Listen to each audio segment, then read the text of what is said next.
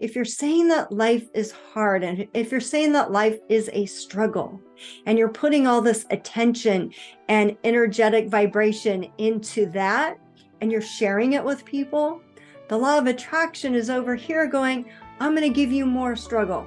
I'm going to give you more hardship, because that's what you're putting your emotion and your thoughts into.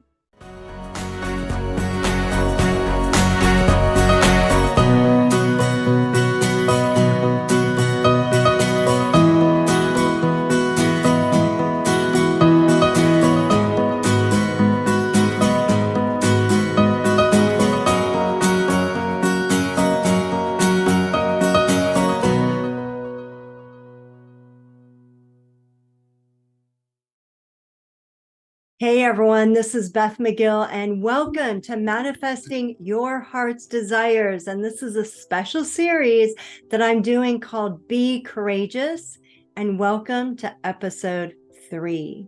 Now, Be Courageous is for more of a novice person that's into manifesting. Maybe you're just dipping your toes into manifesting, or maybe you've heard about it, but you're not quite sure about manifesting, about transformation. Maybe you don't quite understand the language, what's supposed to happen. Maybe it just seems weird to you. Well, this series is just for you, because I'm here to guide you to learn about transformation and what this all means. I love taking information and making it really simple so that anyone can dive in and live a life that you absolutely love, because that's my mission. I want you to live a life that you love in as much joy and as much bliss as you possibly can. So let's dive in to episode number 3. But before we do that, at the end of episode 2, I asked you to do something. I asked you to reflect on your life and rate yourself from 1 to 10. 1 being the lowest, 10 being the highest in the areas of physical well-being, spiritual well-being, emotional well-being, time freedom, financial independence. So in all these different areas of your life, I wanted to find out how you rated yourself, to see if there's any areas in your life that you wanted to improve upon. Were there? How was that exercise for you? Well, if there are areas in your life that you want to improve upon, that means, my friends, that you need to change. Now, that word change shouldn't be scary, and it shouldn't bring any negative emotions with it at all. But think about it. If you keep doing the same thing over again, then you're going to get the same results. So if you want different results, you have to change. You have to change something in your life. So I can teach you how. I can guide you. I've done it. There was a time when I was not financially independent, but now I am. But you see, there's a process. I had to learn how to become someone who is financially independent.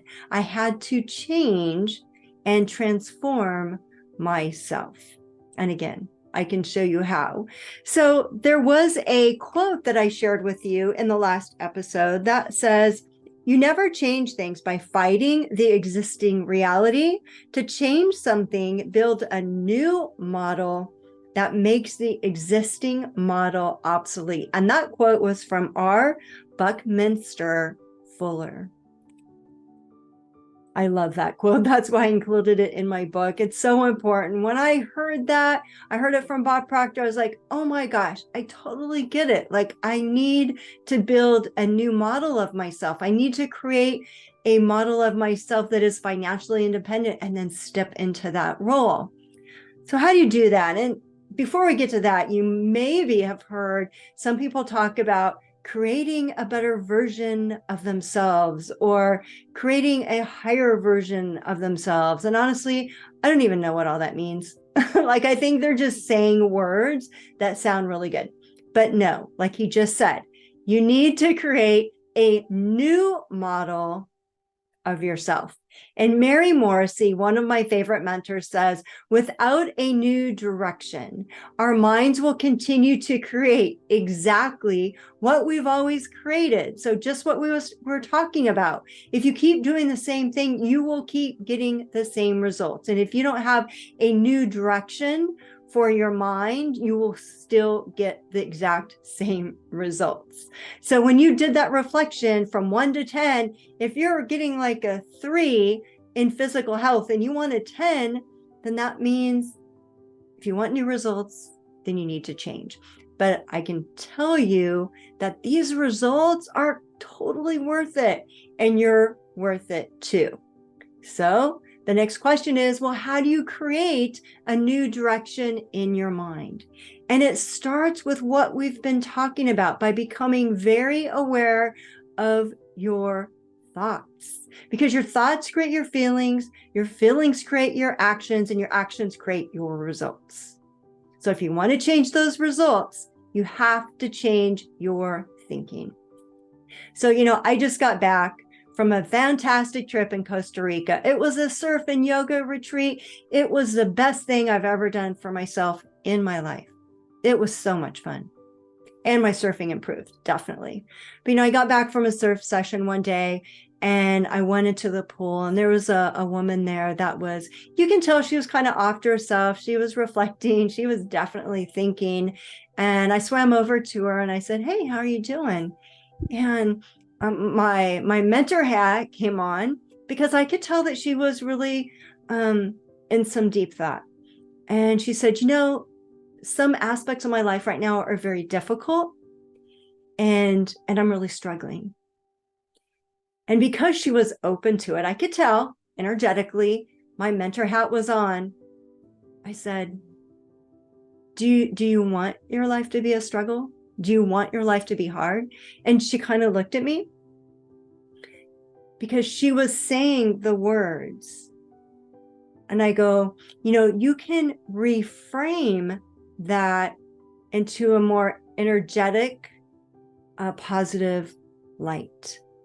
And I explained this to her, I said, if you're saying that life is hard, and if you're saying that life is a struggle, and you're putting all this attention and energetic vibration into that, and you're sharing it with people, the law of attraction is over here going, I'm going to give you more struggle. I'm going to give you more hardship, because that's what you're putting your emotion and your thoughts into.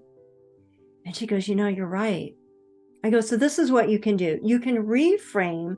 Instead of saying some aspects of my life are really hard right now, or life is really hard right now, just say, some things are very interesting right now in my life.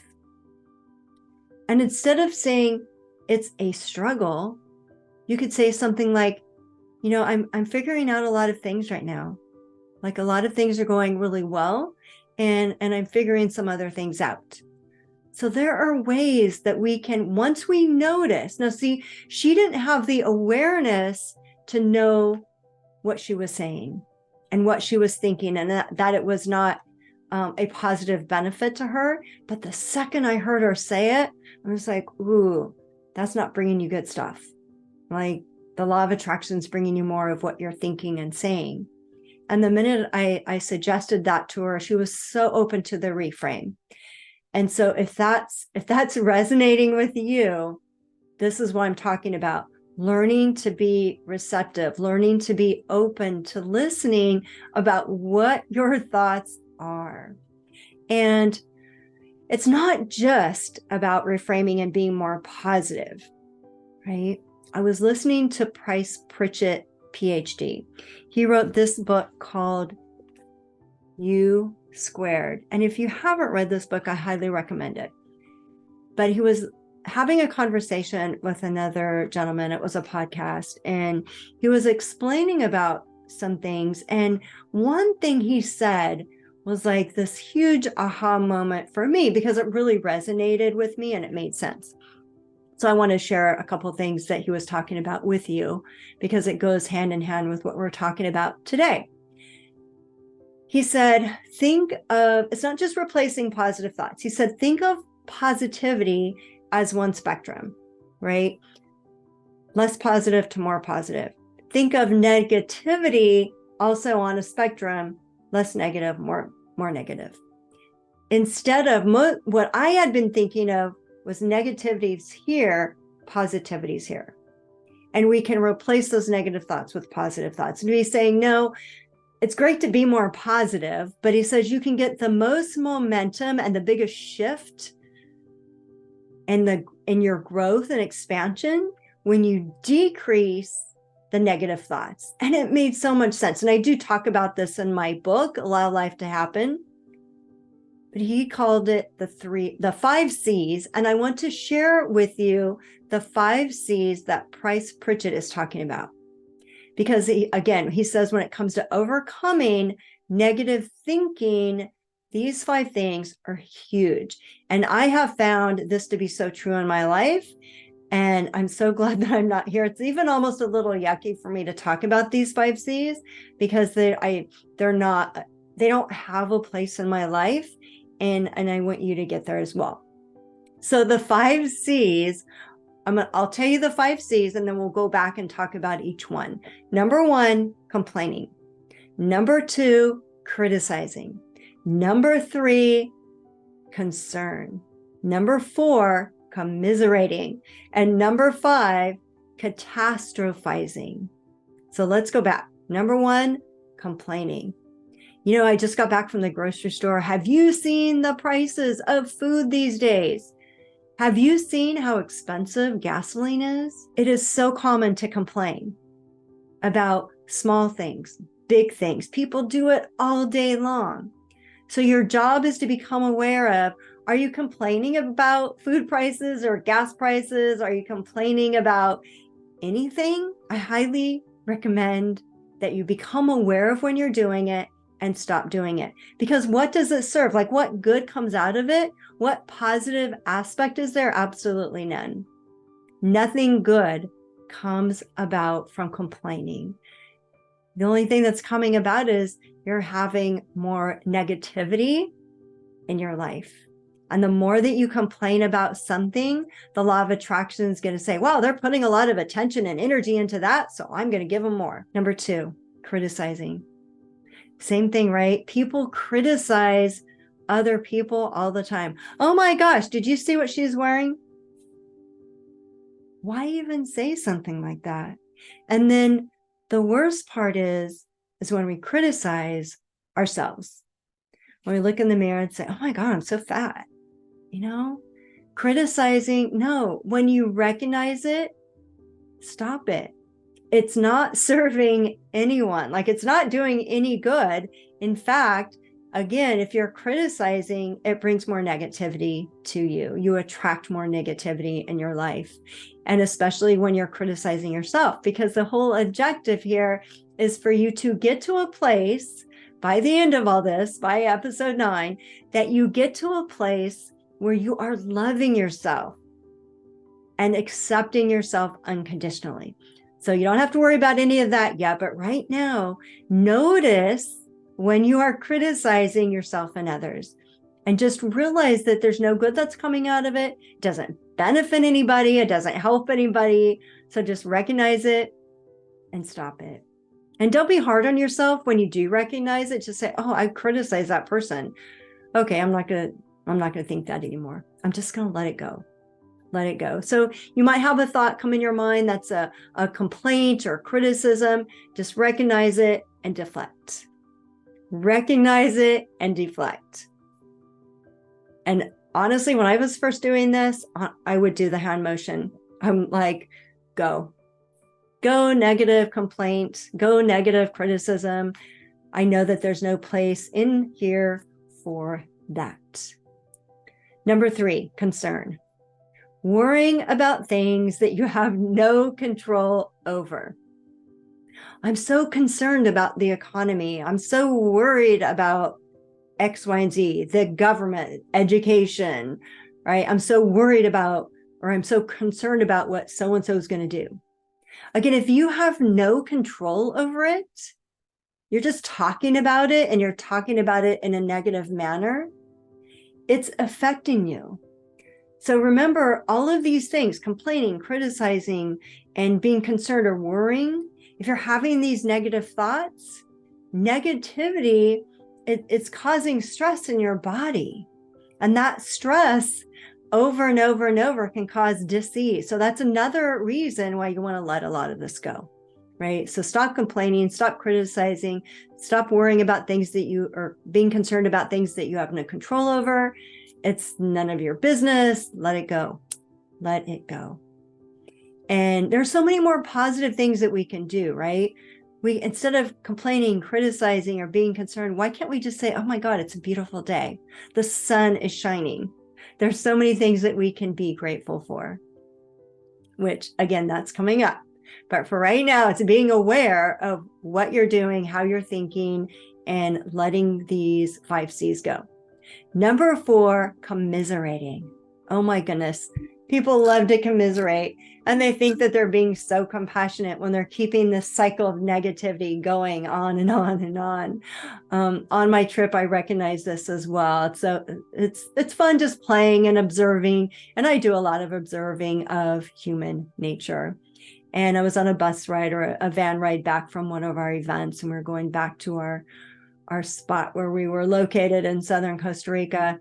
And this woman in front of me was talking about a surgery that she was going to be having later on this year. And she was talking about all of the side effects and the risk and all these different things that can happen and that were associated with this. And just going on and on about her fear about this surgery, but she has to have it. She has this tumor and it's in her face. And yeah, just going on. And this gal that was sitting next to her was saying, oh, I'm so sorry. And commiserating with her as she's telling the story, which kept the story going on and on and on.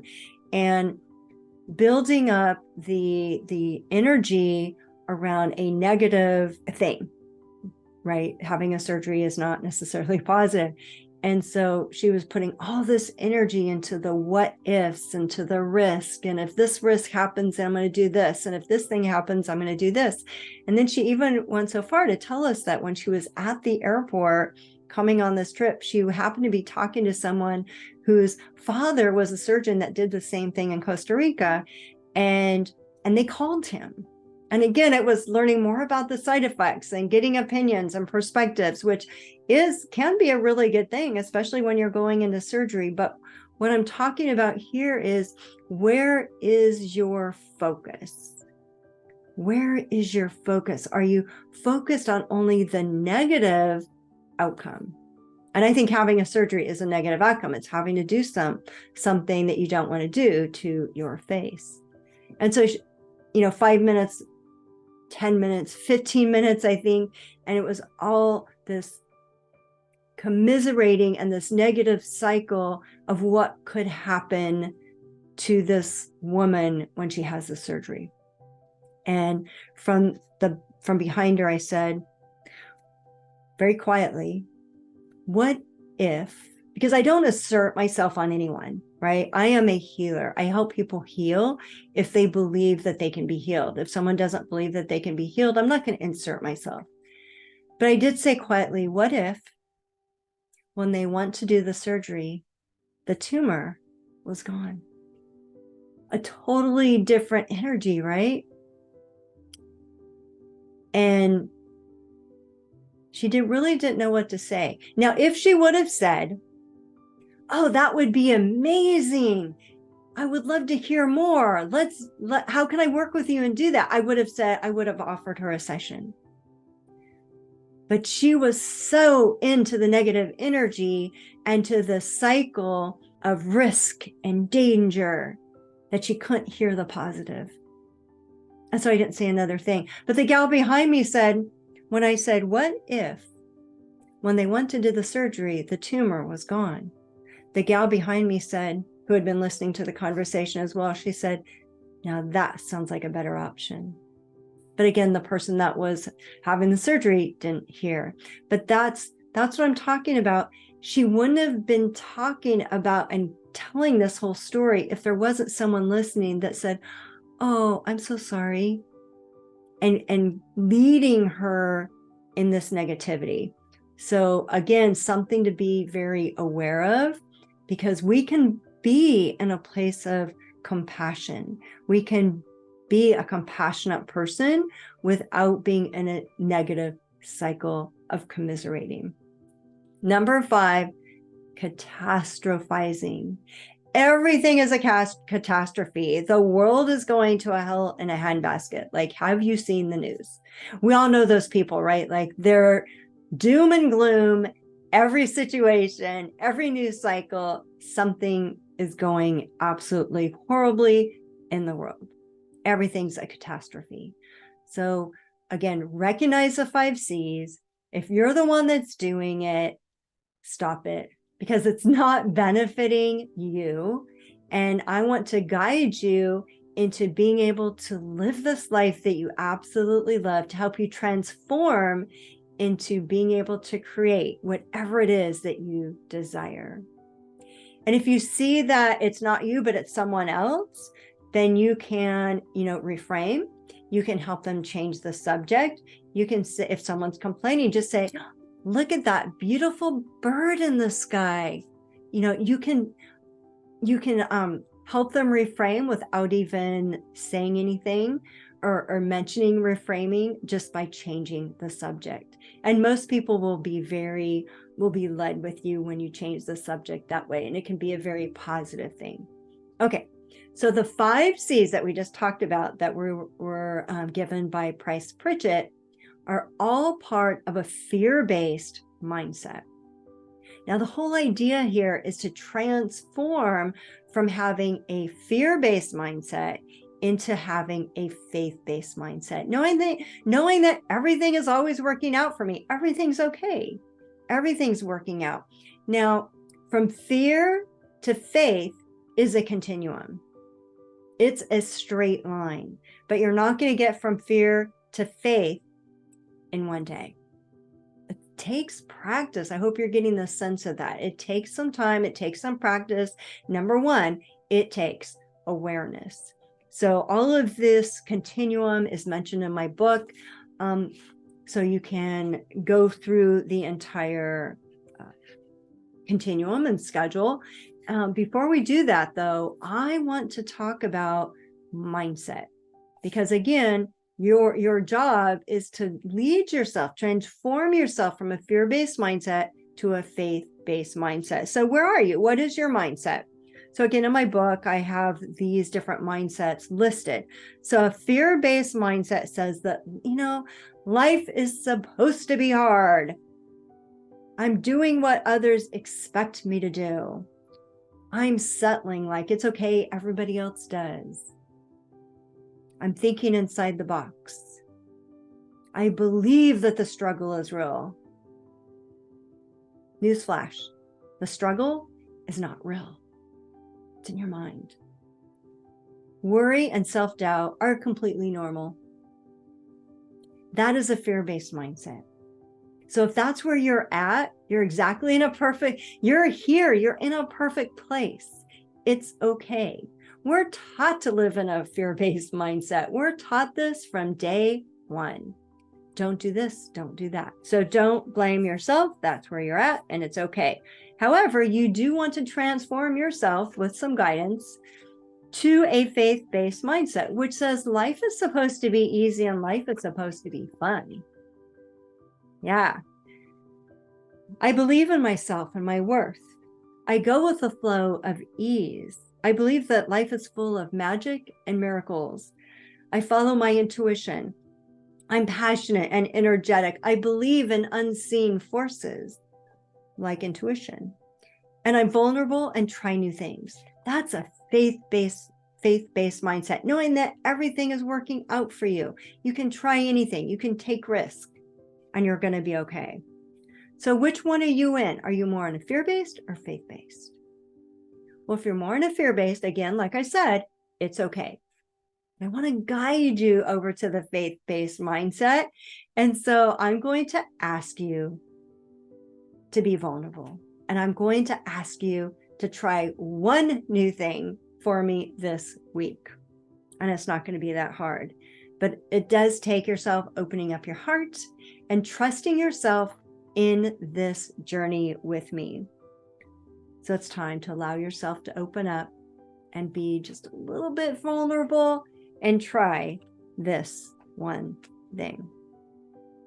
This one thing is to take your phone, set your timer to 5 minutes, and practice being quiet. Sitting in a quiet place, allowing yourself to listen, to hear what you can hear from the inside, because that's where all the answers are. So I would like for you to ask a question. Who am I? Or if you have another question that's really resonating with you, like, what's my purpose? Something like that. Any question like that's fine. But if you don't have a question that's really, it's in your mind, ask, who am I? Set the timer for 5 minutes, still your mind, be quiet, and listen. And see what happens. Don't have any preconceived ideas like it has to look a certain way, but be vulnerable and try something new. So that's what I would like for you to try for this week. And then I can't wait to bring you episode number 4. It's so exciting. And yes, thank you for being here. And whoever is listening to this and watching this, just know that you're exactly where you're supposed to be. Nothing happens by accident.